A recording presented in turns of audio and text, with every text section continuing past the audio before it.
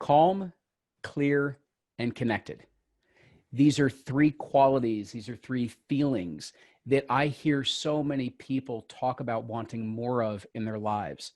We're busy, we're pulled in all sorts of different directions, and it seems like getting some of that calm and that clarity, let alone feeling like we're connected to all the different aspects of our life and the way that we want to connect to the experience of life, is something that's become a little bit more struggle as we've gotten into the kind of the modern chaos that is there with all the busyness and all the devices and all the notifications that are out there.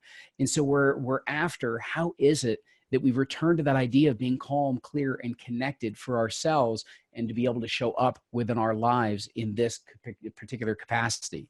It's something that comes up in the retreats that I lead, the work that I do in coaching, specifically with IPEC. And it's a conversation that I really want to continue to explore with some of the guests that we are going to have on this show. And I've got one of those guests. I absolutely love chatting with professionals like this that not only can add and take this conversation further and deeper, but have a personal connection, meaning that they've got the experience of having gone through this for themselves. It's not just something they've studied for the sake of interest, but it's something that was personal to them. And so they've got that personal story to share. They've got that expertise to be able to share. And then they've got some very unique perspective as well.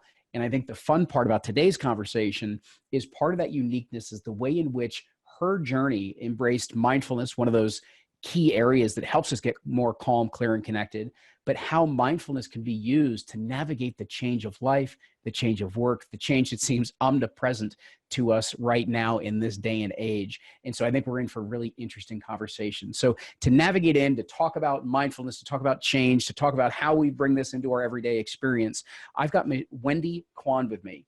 Wendy is the industry leader in mindfulness meditation facilitator training and certification. She's also a pioneer in combining change management techniques with mindfulness. That's part of what I was alluding to. She's got the Dealing with Change toolkit. It's her latest evidence-based creation that helps people through difficult change in a mindful manner.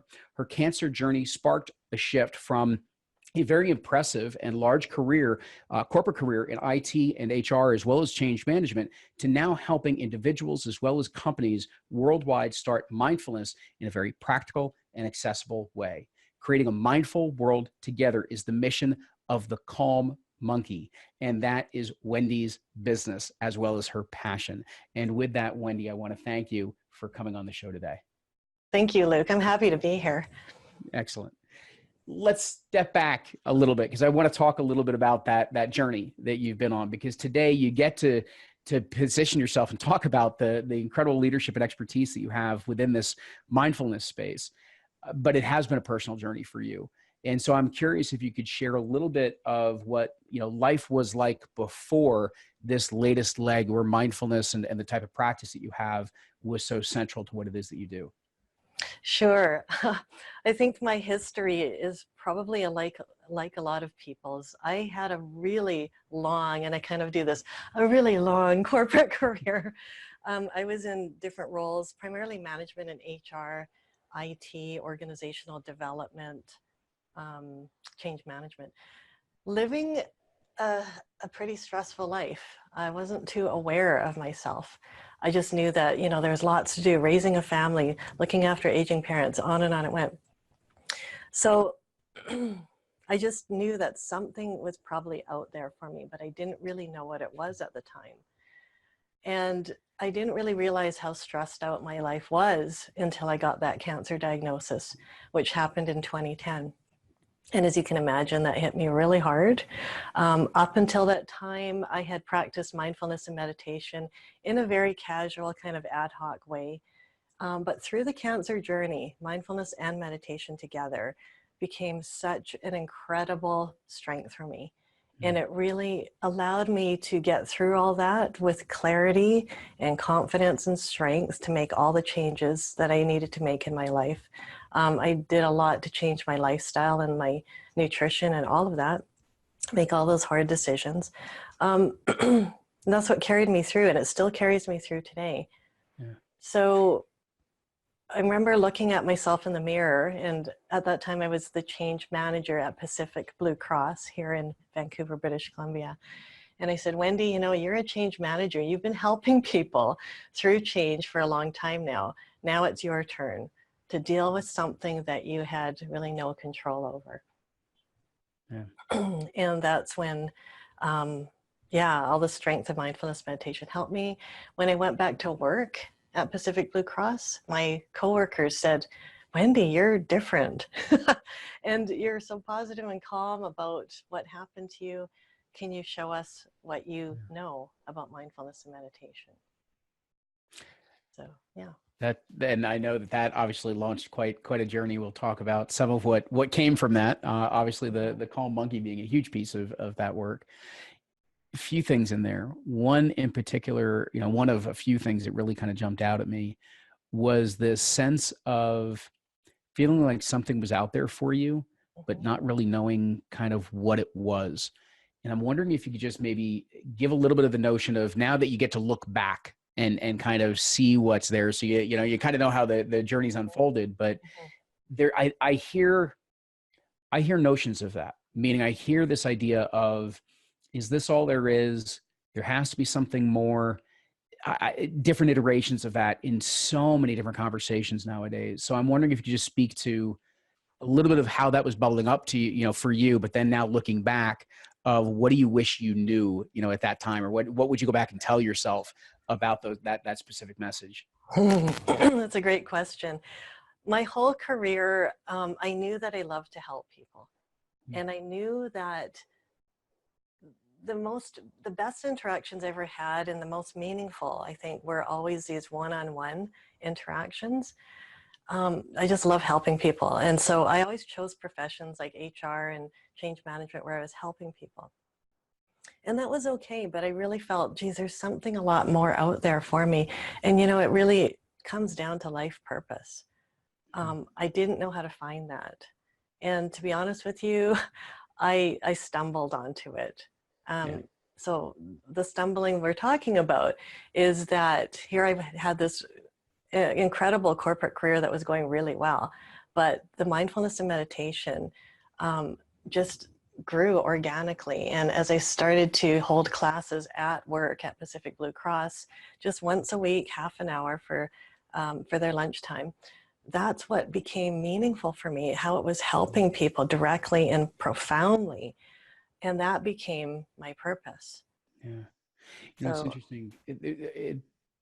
So one of the questions, and actually, let me come to it this way, because it's something that I know that is, you know, a bit of a focus. It's a key focus for you. It's part of your own mantra, is around that idea of creating a better experience of life. And I was wondering if you could share a little bit more about what that means to you, because there's something I think is there, but I want to see how this bears out. So what that creating a better experience of life, what does that mean to you? Why has that become so central? Yeah, I think it's all about living life with high consciousness, high awareness, and being able to kind of step back in your life and just know that there are things that happen in life. You're going to have the ups and downs. It's absolutely not about being blissful. I want to make that really clear. It's not like I walk around happy 100% of the time. It's not that at all. It's about having the human experience fully. And knowing that when stuff happens, like cancer diagnosis, or my father just passed away a couple of weeks ago, and I'm dealing with that right now. It's just knowing that this is part of the human experience. Allow yourself to have those emotions, but being very aware of those emotions. So if you choose to, you can bring yourself out of it and not just kind of not stay in this trough or let things stick with you. You're able to kind of see them for what they are, kind of more objectively, and then pull yourself out of that and create the best experience you can if you choose to do that, if that makes sense. Yeah, you know, I love the way that you frame it in terms of to have the human experience fully, because there's, you know, there seems like at times there is that pressure to be happy, to be fine, to be okay. We want to put on the brave face, whether that's for our colleagues or for our family at any given time. You certainly spoke to the pressure of that in terms of the stress that we find ourselves under and usually don't even realize it's there. And I just wanted to connect it back to this notion of our purpose, because I think that's there's the purpose in terms of what we do in the world and how we bring things about to create a different world, a different society, just a different life. And it's not just simply about the doing of it, it's the experience. Mm-hmm. And the very fact that when we have that fuller life experience, that's a big part of actually what fills us up, which is what most people want to have a purpose for, was to feel, filled up, to be fulfilled.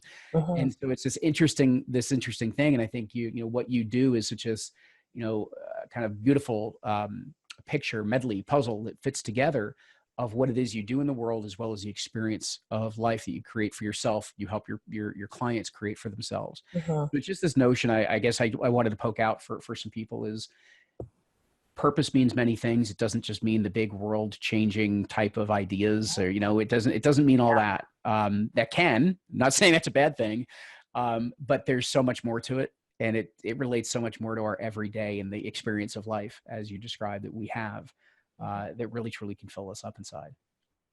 There was something else you brought up.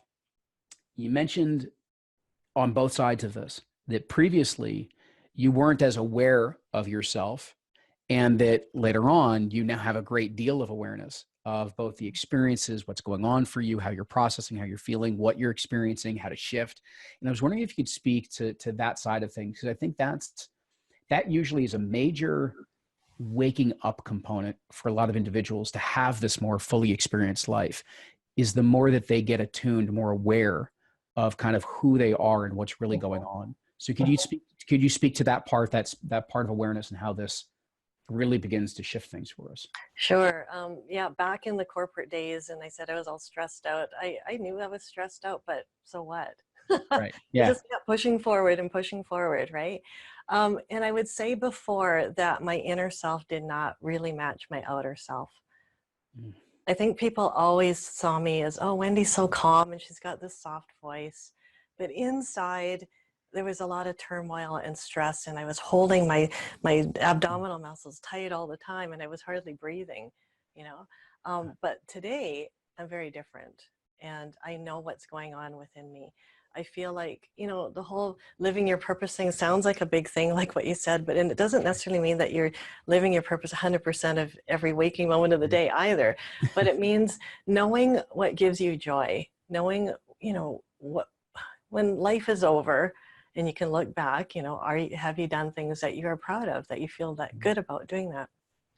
And these days, I feel my internal self really matches my external self pretty much all the time.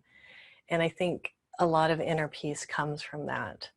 Yeah. And a lot of authenticity would come from that as well. And it's okay, we're not meant to be perfect. And what is perfection anyway, right? So I hope I answered your question, but these days I'm just really, really aware. And if I want to feel sad, I'll feel sad, but I show people who I really am, and it seems to just work. Yeah. It's interesting because, I opened the show with calm and clear and connected as these qualities that so many people are after. And, I'll throw the next C in there, which is congruent, because what you just described, and I think this actually is at the heart of what so many people are after, is a congruency between their inner self and their outer self, to feel that authenticity, to feel very genuine in the way that they interact, and to not have to hide behind, the mask of I'm fine, I'm busy, I'm good, I'm whatever. Right. And so how do you go about doing that? Meaning what do we do that begins to allow us to be confident and comfortable to be able to tap into and understand our inner self, and then be able to actually bring that out of ourselves? Oh, that's a big, deep question. Because, Luke, for me, what that means is my meditation practice. I really believe quite strongly that if we're just go, and we don't give ourselves a time to be quiet and be with ourselves, you can't figure that stuff out. How can you? Because you're busy driving the kids around or doing this and doing that. So I do have a meditation practice. It varies. I mean, every day I spend anywhere from 5 minutes to an hour in meditation. Probably most of the time it's 15 to 20 minutes. Mm-hmm. But when you are in meditation, and of course it depends on what kind of meditations you do, but I just sit in kind of be with myself and kind of see what comes up for me and kind of observe my life. It's kind of a contemplation practice where I just sort of see, how am I living my life? How does it feel? And through that, you really start to get a sense of self through that. And where are you feeling that you want to change in your life? What's going well? What feels authentic to you? What doesn't? Mm. So to me, that's what gives me that clarity, Yeah. is the meditation practice that I have.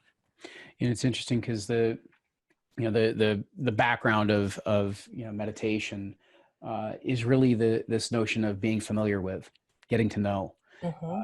It's not the myth of clearing our minds and just totally disappearing, as many people would love to frame it, or at least believe it to be. Yeah. And it's this idea of getting familiar with, and what you just described is this way of getting familiar with ourselves, but in a very contemplative way, so that it's not just to get familiar with the stories, the narrative that is constantly running through our minds, Mm-hmm. but it's to probe deeper, to have a degree of inquiry of what's there, of what is it that was going on for me then? What was it that actually opened me up? What was it that closed me down? What was it that brought me that joy? What was it I connected to that didn't bring me that joy? And Mm-hmm. so that you're peeling back the layers and actually getting to know that inner self Mm-hmm. at a deeper and deeper level. And I've also got to imagine this, certainly from my own experience, Wendy, from, speak from yours, the more familiar you get with yourself and comfortable with that, just by simply getting to know and to process and to understand, the I want to use the word easy. I don't think it's the right. Easier would be a way of saying it's easier to begin to express yourself from that perspective, because you feel confident, at least how you know yourself. I'm not Mm-hmm. saying it's easy, just saying it's easier. That's a good way to put it, Luke, because I sometimes mindfulness meditation is kind of touted as a be all and end all, and your life's going to be great after you start practicing this. Yeah. And it doesn't necessarily mean that. I personally have become much more happier Mm-hmm. overall, but it's really about the human experience Yeah. and not wasting that, Yeah. right? It's funny too, because I've noticed, even with my own meditation practice, overall it's had a significant shift in my life, and it's been incredibly important to me. Mm-hmm. And at the same time, as you heighten your awareness, your radar to what it is that's going on in your life, the things that are working for you, and the awareness you begin to have of the things that are not, or the things that are out of alignment, can at times be unsettling. Because it's Right, right, things that you had blocked out, things you didn't see before, you now see in full right. view. Yes, yeah, absolutely. I And agree. yet that's what we need to work on. I mean, that's part of the path. So I guess maybe that's sort of what I wanted to get into, is that when we start to recognize that, well, one of two scenarios: either, as was your experience, change is kind of thrust upon you with a major diagnosis or a major loss or something along those lines, or you may want to create some change for yourself because you have reached a point where you say, I'm not willing to do this anymore. I Mm-hmm. want a new experience of life. Mm-hmm. Can you take us through a little bit of that, extraordinary experience that you have, which is the combination of understanding change from a real, studied background of change management, and how you have merged this with a mindfulness based approach? Because I think that's something that could help people in extraordinary ways, as we're all in various different stages of transition in different aspects of our life. Sure. That's a question I get often, and it's a new thing in the world. And Mm. um, what I did is I tested out a theory, and my theory was, how do I combine change management with mindfulness? So basically, what I do with that is I lead people through, first of all, the journey of change, like just educating them that there's this change curve, right? When we go through difficult change, you kind of start out okay, and then when the change hits you and really starts impacting your life, you go down into this valley of despair, it's called, sometimes, not always, but usually difficult change, you are doing that. And at some point it normalizes and you come back out again. So I like people to understand that that happens and that's normal and all of that. And then through the mindfulness meditation practice, I guide them through becoming very self-aware of their emotions and their reactions and behaviors through that change, even through the different phases of that change. So that's a really important step. And, you know, again, the meditation practice is really important to do that, becoming very aware of emotions, reactions, and behaviors. And then once we do that, the second piece is, how do you create a better experience of your life through that change? So what we do there is provide guidance around, okay, if you can picture yourself going through that change, your interactions with people, sitting in meetings, whatever it might be, what reactions, emotions, and behaviors would you rather have? Mm-hmm. So getting clarity on that. And what I mean by that is maybe through the change, it's been difficult and you've lost your temper a little bit at work or snapped at people or said things that you regretted later. Maybe that's how it's been going. But moving forward, you'd rather have a calmer approach, and maybe you think, okay, before reacting, I'm going to think about this for a few seconds or a few minutes before I start talking to people about it. Or maybe instead of jumping down somebody's throat, you ask more questions instead. Whatever you decide it is, it's up to the person to decide what that better experience is. Mm-hmm. But that's the whole way that I combine change management with mindfulness. How is it that you work with clients to instill that calmer approach? Because it's, you know, it's one thing to be able to say, okay, here's my normal tendencies, right? Here's the tendency that I would prefer to have, but what's, you know, how do you help them integrate to a level that the new way of showing up is what they're consistently progressing towards?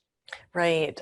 So I had done a study on this last year, and the results were really great. So I created this toolkit, and the toolkit can be used by individuals for any change that they're going through in their life, whether it's personal or work related, or a company can work with me to provide that toolkit to the employees. Because what we're doing here is not trying to kind of force change onto people or brainwash them or anything like that.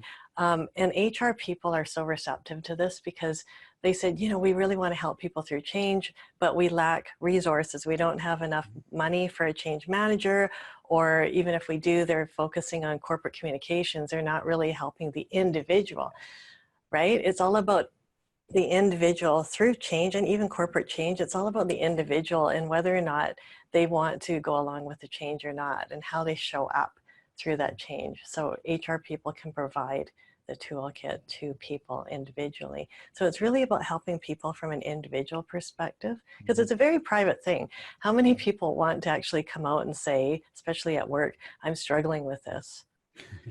Not many people will say that, right? So if you can give us an example maybe from that toolkit of what's the type of maybe practice or a type of an exercise or a type of skill that we're able to learn that helps us move from what is the older pattern, conditioning or reaction or emotion that we may have, that really helps to instill this new way of showing up?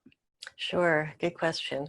I would say that even from what we've talked about today, somebody could try this method out, even without the toolkit, right? The toolkit guides people through, and it's good for people who may not be too familiar with meditation, for instance. But to answer your question, to sit quietly, whether you call it meditation or not, but sit quietly, give yourself that time. Think about your reactions, emotions, and behavior through your chosen change that you want to work on. So just pick one change that you're struggling with, whether it's a change that's been imposed on you or a change that you want to make yourself. Maybe you want to eat healthier or whatever it might be. So become very self-aware of yourself and how you have been. And when you spend that time, the next phase of creating how you'd rather journey and experience that change, be really clear and just do bite-sized pieces. Like, let's say, you know, at this weekly meeting, I'm usually sitting there with bad body language and a scowl on my face. Maybe that one change you want to make is to sit there with a neutral look on your face and be curious and start asking questions about the change rather than being negative about it. So it's about, you have to have that clarity in your mind first of where you want to go. And then the actual practical part is start doing that. Actually start behaving that way and test that out. Does that make sense? It does. It absolutely does. And, Okay. it's one of the things that I appreciate in particular when you say break it down into those kind of those bite-sized chunks, because that's also one of the pieces that we tend to miss, is that when we want to create change, we're looking at maybe this bigger change, this major impact, this big difference that we want to be. And it's not, maybe the idea of it is there, but the specifics of it, of what it really truly looks like on an everyday basis, on a situational or a conversational or relational type basis, we don't have exactly what that looks like. So the more that we can break things down into maybe specific situations, and then even within that situation, just one or two things that we can start to work on, makes it manageable, just a truest sense of things, but it gives our minds a different target to be able to move towards. And we can begin to adjust ourselves in that type of route, that type of way, because it makes sense. We can see it more clearly, quite literally. Right? So you actually, and I guess I'm curious about this, because within your own process, you transitioned out of, it's part of the journey that we didn't get to, is that you transitioned out of the organization that you were working with. And so you had this nice corporate career and this nice background, and you were on that path even through the diagnosis and everything else. And then you were inspired to actually leave and go out on your own. And I was wondering if you could speak a little bit about that transitional journey of a more typical career path to one that is less stable at times, maybe is one way of saying it. But I know people want to make bigger changes at times in their life. It may be a new business. It might just be a new career. But that idea of that big of a change, that big of a leap, is really scary, really intimidating. So I was wondering if you could talk a little bit about that part of the journey, for you, and how did you incorporate some of these tools and practices and mindset into the way that you went about doing that? Sure. To be honest with you, it was agonizing. I so appreciate that. Oh, it really was, because, my whole life I always said, I will never be an entrepreneur. Yeah. I will never have my own business, because I had a taste of that once. And I thought, oh my gosh, it's so hard. It's so much work. And the whole, as you can imagine, the whole uncertainty of not having this steady paycheck, giving up benefits, health benefits, and all that sort of thing. I would say there was a 3-year period where I was doing both my corporate career and then starting my business on the side. And honestly, it was agony, because I just longed to have my so-called, beautiful life and living my purpose and all that sort of thing. And I forgive myself for taking that long, because part of the decision was the readiness of the market, the readiness of mindfulness in the workplace just wasn't quite there in 2011. I think I was one of the first to do this. And it was really a closet practice. We hid that initially because I didn't want people to know I meditated. But these days, of course, it's sort of a cool thing to be able to say that. I would say one of the things I kept asking myself often is, am I sitting at a net positive or a net negative situation in my corporate life? Because it wasn't an awful job. It was actually a pretty darn good job. But I did still find it stressful. And but net positive meaning, at the end of most days, is it a positive feeling or a negative feeling? And how many of those days do I have, right? Positive or negative? And over time, it became more and more negative, because I saw my my business within reach, and I was getting closer to getting there. Part of the struggle was building up the confidence too to do this, right? But eventually I got to the point where I felt I had enough experience to do this. I had enough confidence. And then it was taking a leap of faith. It was really trusting that, you know what, no matter what happens, it'll be okay.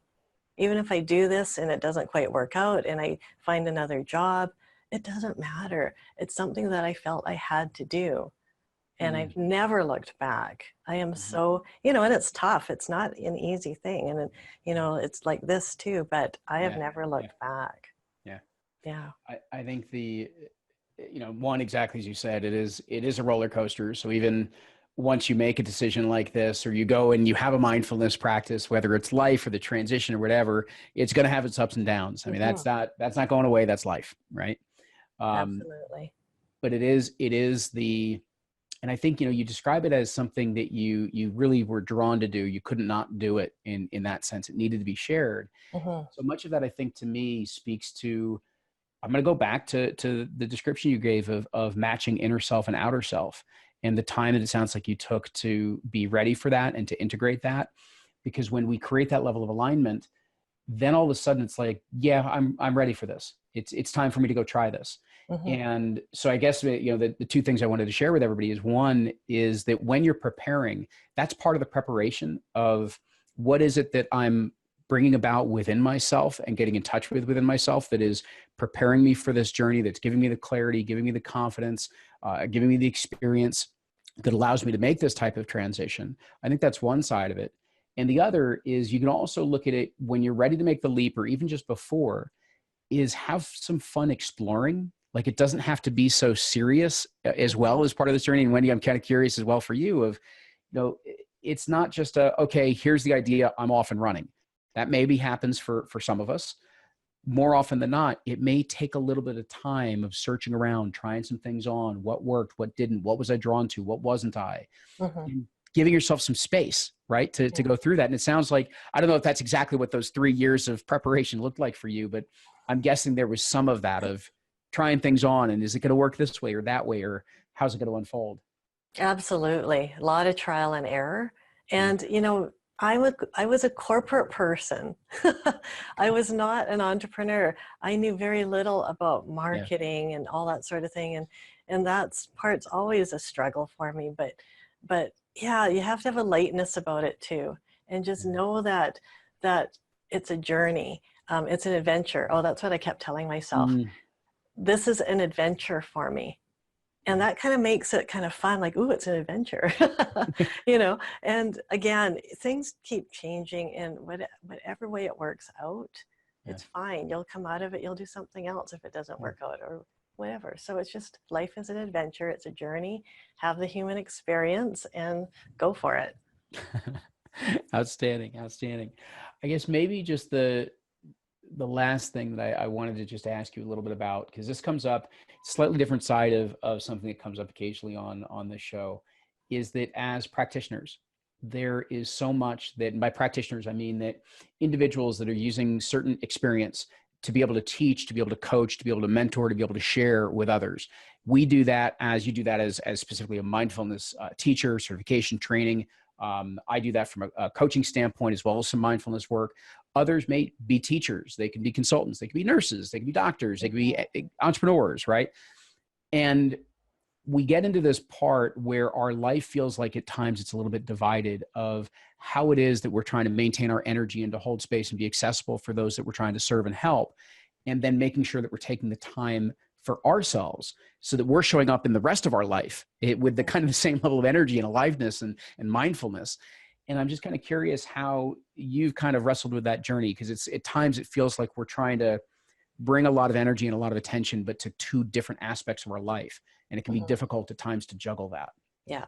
Yeah. I felt that struggle throughout my whole career as well as now, Yeah. because being a very helping type person, I had a lot of people come to me in tears and telling me their stories. And the way I learned to handle it over time, and that really helped me a lot, is to not let that energy stick with you. Mm. Like, in the moment, you can be very helpful and very compassionate, and it's authentic, it's real. And I could feel their pain, right? I Yeah. feel people's pain very, very deeply. But when that interaction is over, I do let it go. And I just kind of honor that interaction that just happened, but I don't let it stick with me anymore. That's the first thing they do. And then also through the meditation practice, you get a really good sense of self. Yeah. And it's a bit easier to kind of let that go. And meditation obviously helps regenerate you and rejuvenate you as well. So that's how you can keep your energy up. Yeah. Excellent. Wendy, I want to thank you so much for dropping in with us today to spend some time to share your journey as well as your experience and expertise with everybody here that tunes in. Thank you, Luke. I hope it was helpful to people. Absolutely. No matter what they do, I hope it's helpful. Thank you, Wendy. You know, Okay. I think maybe for everyone here, the thing that I want to leave you with is really bringing that awareness to the inner self, the inner life, and the outer self, the outer life, because that's so much of a wonderful way of looking at some of what I've seen in the people I've talked about with some of the stress and the struggle that they may feel. And there can be positive stress, meaning we can have stressful jobs and still very much enjoy them, but there's still this rub, there's still this division between the inner and the outer aspects of who we are. And the more that we tune into that so that we can figure out how is it that we can get congruent with our innermost self and bring that out into the world, that really is what provides us this calm, this clear, as well as connected way of living and approaching life. And so I just encourage you to continue to take a look at that, to try out different practices and techniques, maybe around mindfulness. Check out the Calm Monkey, look at some of the things that are there as well. Whatever it is that helps you on that journey to discover yourself in that way and to create the level of congruency, the level of alignment to that innermost self is something I'd strongly encourage you to check out. So as always, I want to thank you for dropping in. And until next time, continue to enjoy the journey. Check out IPEC's coach training program at ipeccoaching.com/OIA. And of course, to find out about all the conversations, events, gatherings, all the things that we've got upcoming, then head on over to oneideaaway.com/community. Thank you for listening. I hope you've enjoyed it. And if you have, please do us the favor of subscribing, reviewing the show, as well as sharing insights or comments that stood out for you in this episode.